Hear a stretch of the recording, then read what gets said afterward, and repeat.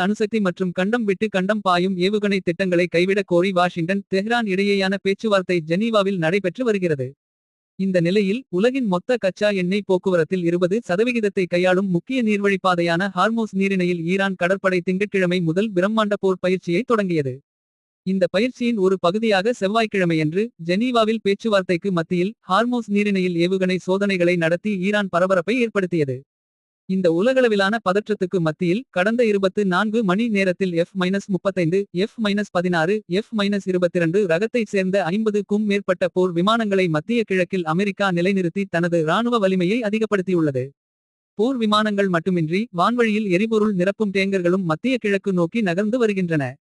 அமெரிக்க அதிகாரிகள் கூறும் தகவலின்படி மத்திய கிழக்கில் வலிமையை அதிகரிக்க இந்த நடவடிக்கை எடுக்கப்பட்டுள்ளதாகவும் தகவல்கள் தெரிவிக்கின்றன. ஒப்பந்தம் எட்டப்படாவிட்டால் ஈரான் மீது இராணுவ நடவடிக்கை எடுக்க தயங்க மாட்டோம் என ட்ரம்ப் எச்சரித்துள்ளார்.